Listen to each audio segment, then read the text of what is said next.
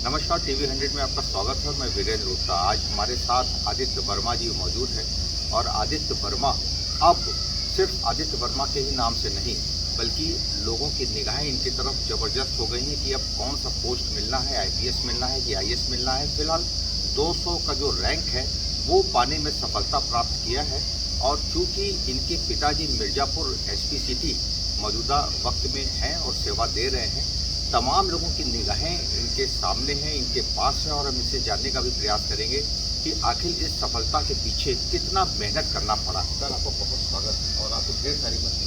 धन्यवाद धन्यवाद। बिल्कुल। आप बताएं कि आपने ये सफलता कितना आसान हासिल की? देखिए, मतलब अगर स्पष्ट रूप से कहूँ तो आसान तो ये बिल्कुल नहीं था। In fact one of the most challenging examination है ये पूरे भारत का। एंड दिन रात मेहनत करनी पड़ती है। एंड मतलब मुझे ये सफलता जल्दी मिल गई है, लेकिन इसका ये मतलब नहीं कि ये एग्ज़ाम आसान है। ये exam one of the most challenging examination है इंडिया का। एंड इसीलिए इसकी इतनी ज़्यादा रिस्पेक्ट है। And I am thankful to God कि ये सफलता अभी हासिल हुई है मुझे। बट और ये जो मतलब मेहनत जो करनी पड़ती है इसमें, one of the most and maximum करनी पड़ती है। तो जिस तरीके से समूचा जनपद आज गौरवान्वित है, हर्षित महसूस कर रहा है, क्योंकि आदित्य की जो पहचान है जनपद मिर्जापुर में, अब भले ही आदित्य की एक अलग पहचान होगी, लेकिन आज सारे लोग चूंकि एसपी सिटी के बेटे के नाम से जानते हैं। सर, आपका बहुत स्वागत है और बहुत बधाई, आपको ढेर सारी शुभकामनाएं। पहला रिएक्शन क्या है? आपका बेटा आज सफल हुआ है, बेहतर परिणाम लाया है। देखिए, देखिए, एक चीज होती है कि जैसे कहते हैं कि मुझे खुशी मिली इतनी कि मन में ना समाए। एक बहुत अच्छा सा गाना है, आप सुने होंगे। तो कभी कभी कुछ चीजें खुशी ऐसी होती है कि सेंटिमेंट्स जाग जाते हैं। मैं जब पढ़ रहा था तो मेरे पापा जो है, मेरे फादर, जिनके दादा जो है बहुत ही ज्यादा एम्बिशियस थे, मतलब so that I can get success in my life regarding PCS हो चाहे आईएएस हो। मैंने भी आईएएस का इंटरव्यू वगैरह दिया है, बट जिस लेवल की इनकी सिलेक्शन है या जिस लेवल की सफलता थी उतना मुझे नहीं मिली। तो उनकी बहुत एक तो पर्सनल विलिंग थी, उनकी पर्सनल एम्बिशन था उनका जो है कि मेरा बेटा पहली चांस में जो है इस तरह से क्रैक करे जो है सिविल सर्विसेज को जो है।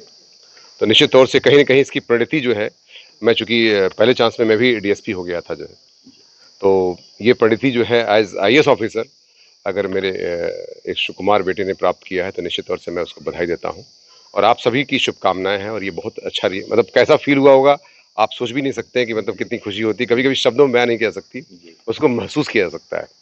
बाकी मैं जरूर कहूंगा कि जीवन बहुत बड़ा है, इसका भी लाइफ बहुत ज़्यादा बड़ी है। अभी इनकी शुरुआत होगी जो है, तो निश्चितः चैलेंजेस होंगे, चुनौतियां होंगी। समाज के लिए अच्छा वर्क करना होगा, राष्ट्र के हित में कार्य करना पड़ेगा। तो निश्चित तौर से मैं उनको शुभकामनाएं देता हूं कि अच्छा कार्य करें और खासकर गरीबों और जनता के लिए बेस्ट पॉसिबल काम करें ताकि लोग आपको याद रखेंगे। आदित्य जी, लोग ये भी जानना चाहते हैं कि जब एक आईएएस आईपीएस के घर के ही लड़के ज़्यादातर क्यों इस परिणाम में सफल होते हैं, इस परीक्षा में सफल होते हैं, इसके पीछे का क्या जो है तार्किक बातें? बिल्कुल बिल्कुल सही चीज़ आपने हाईलाइट करी है यहाँ पे।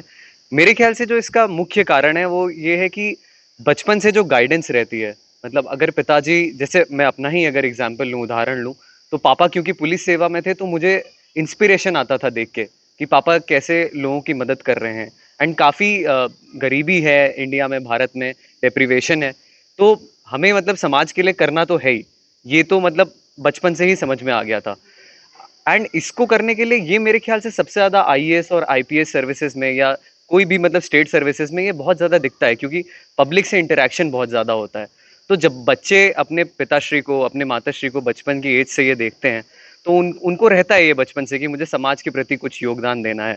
एंड इसी इसी के चलते हेतु मेरा भी ऐसा था, मन में मनोबल इसी तरह से बना हुआ था। एंड इसीलिए आज यहाँ पे मैं हूँ। क्या आदित्य जी, आपकी सफलता के बाद पूरे जनपद मिर्जापुर में भी बहुत ही हर्ष का माहौल है। तमाम लोग कॉन्ग्रेचुलेट कर रहे हैं आपको और आपके पिताजी को भी कर रहे हैं, क्योंकि आपके पिताजी वर्तमान समय में एसपी सिटी मिर्जापुर में हैं। एक चीज़ ये बताएं कि आपको क्या लगता है कि अगर आप इसमें सफल ना हो पाते तो कितना अटेम्प्ट आप आगे करते? अम, ये बात मुझे एक सेकंड सोचना पड़ेगा इस बारे में। अगर मैं इस बार सफल नहीं होता तो मैं डेफिनेटली अगला अटेम्प्ट ट्राई करता। एंड कम से कम मैं दो तीन चार अटेम्प्ट तो मैं देता। लेकिन मैं जब भी, अगर मैं मान लीजिए मैं अगला अटेम्प्ट भी देता, तो मैं इस दृष्टिकोण से देता कि ये मेरा आखिरी अटेम्प्ट है एंड मुझे इसी बार में निकालना है, चाहे जो हो जाए। मेरा ये पहला अटेम्प्ट था, तो मैंने इस बार भी अपने आप को यही बोला कि मतलब आखिरी अटेम्प्ट है एंड इसी बार निकालना है। तो ऐसे हमें ये नहीं सोचना चाहिए कि अभी तो 2-3 साल हैं, आराम से पढ़ते हैं, आराम से निकल जाएगा।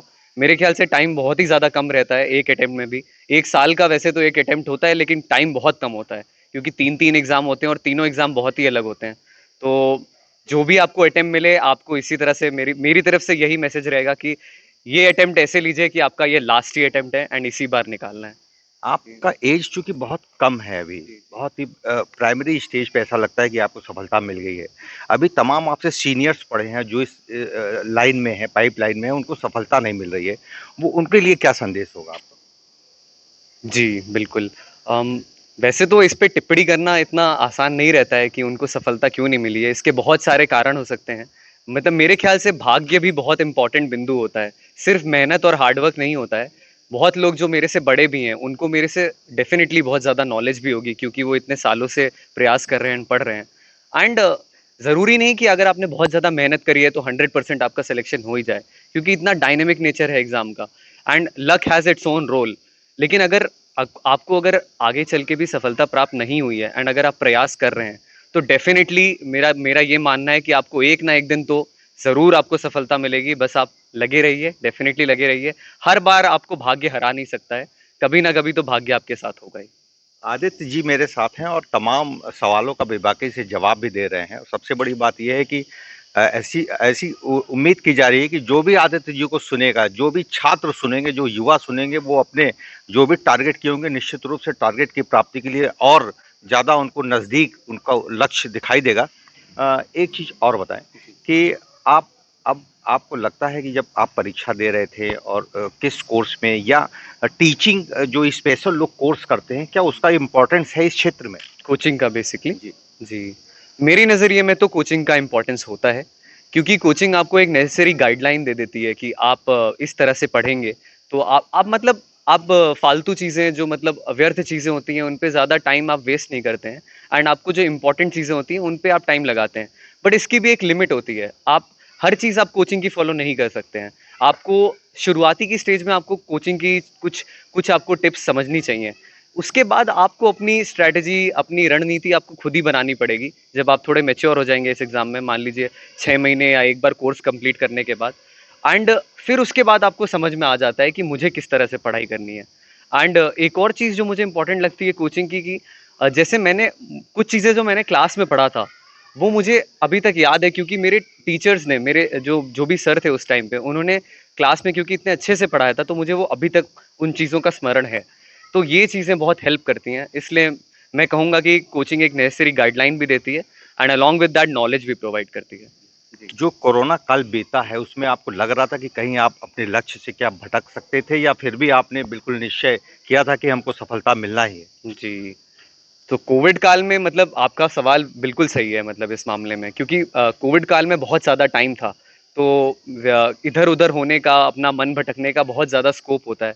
लेकिन मैं बहुत ज़्यादा इस चीज़ में मतलब सजल था इस चीज़ को लेकर, और मेरा मतलब डिसाइडेड था कि अभी कोविड आ गया है तो मैं क्या करूँ, अभी बाहर भी नहीं निकल सकते एंड स्टूडेंट्स के लिए तो ये बेस्ट टाइम है, क्योंकि अभी बस जैम पैक होके पढ़ाई करना है एंड ये मतलब हम लोग 3-4 ग्रुप था, हम लोग इंटरैक्ट करके पढ़ाई करते थे एंड वीडियो कॉल पे, ज़ूम कॉल पे, उसी समय कोविड टाइम पे बहुत ज़्यादा प्रचलित भी हुई थी ये सब चीज़ें। तो हमने वही ज़ूम कॉल पे पढ़ाई करी और हमने मतलब 8-8 घंटे, 10-10 घंटे हम लोग ऐसे ही कॉल पे पढ़ते थे। इस तरह से करते थे एंड प्लान आउट भी करते थे उन सब चीज़ों को। तो कोविड काफ़ी बड़ा बूस्टर रहा है मेरे लिए तो मतलब पर्सनली। ये आपदा को अवसर में जो बदलने की जो बात कही जा रही थी उसका आपने लाभ लिया। जी, जी, बिल्कुल, बिल्कुल सही। जो हमारे प्रधानमंत्री मोदी जी ने दोहराई है वो बात। जी, बिल्कुल सही। जी। आदित्य जी एक चीज़ और बताएं कि आपने पढ़ाई कहाँ से की है? आपने इंटर कहाँ से किया? आपने फिर उसके बाद जो ग्रेजुएशन किया, ये कहाँ से किया आपने? जी, मैंने 10th और 12th तो मेरा लखनऊ पब्लिक स्कूल से हुआ था, सेक्टर आई में एंड मेरा जो ग्रेजुएशन हुआ है वो भारतीय प्रौद्योगिकी संस्थान दिल्ली से हुआ है, आईआईटी दिल्ली से एंड मैंने इंजीनियरिंग फिजिक्स में ग्रेजुएशन किया है। जी। बहुत बहुत धन्यवाद, आपने टीवी 100 से बात किया। तो हमारे साथ जिस तरीके से आदित्य जी ने बेबाकी से अपनी बात रखी है, निश्चित रूप से तमाम लोग आज आदित्य जी के इंटरव्यू के लिए प्रतीक्षारत हैं और निरंतर जिस तरीके से फोन कॉल्स आ रहे हैं शुभकामनाएं देने के लिए, बधाई देने के लिए, जनपद मिर्जापुर भी उसी क्रम में अपने आप को गौरवान्वित और हर्षित महसूस कर बहुत ही जबरदस्त बात कही है। आदित्य का भी यही सोचना है कि जो है किस तरीके से अवसर में बदला उन्होंने, आपदा को अवसर में बदला, कोरोना काल में भी जो है। अच्छा, लोग ये भी जानना चाहेंगे सर कि अगर इस बार वो न निकलते, या मान लीजिए क्या आपने ठान रखा था, लोग सोचते हैं कि आईएएस पीसीएस के घर में क्यों बच्चे उनके सफल हो जाते हैं जबकि बिजनेसमैन के बच्चे सफल नहीं हो पाते हैं। नहीं, देखिए, मैं किसी सफलता का सूत्रपात 3-4 चीज़ों से होता है। अभी उन्होंने जैसे होता है ना कि how to prepare, how to make your things in your favour. Dedication, devotion and discipline, कार्य के प्रति समर्पण, भक्ति और अनुशासन, ये ऐसे तत्व होते हैं व्यक्तित्व में कि अगर आपने संभाल लिया अपने आप को, तो निश्चित तौर से सफलता ऐसी चीज़ है कि आपको आपके चरण में जो है बाध्य होकर गिरने की जो है। लेकिन अगर आपने इसके पीछे ये लगा कि आप बैठे रहें और आपके गोद में आके गिर जाएगी, तो नहीं, तो लेबर बहुत बहुत बहुत अभ्यासीन अर्जुन होता है, अभ्यास से अर्जुन बनता है। जब कोई बहुत बड़ा विद्वान बनता है, कोई ज्ञानवान बनता है, कोई बहुत बड़ा धनुर्धारी बनता है, चाहे पुराने ज़माने से लेकर के आज के ज़माने में, तो निश्चित उसका वही होता है कि सबसे बहुत उसने अभ्यास किया, बहुत मेहनत मशक्कत किया, तभी जाके सफलता का सूत्रपात होता है, जैसा कि आज आपके सामने देख रहा होंगे।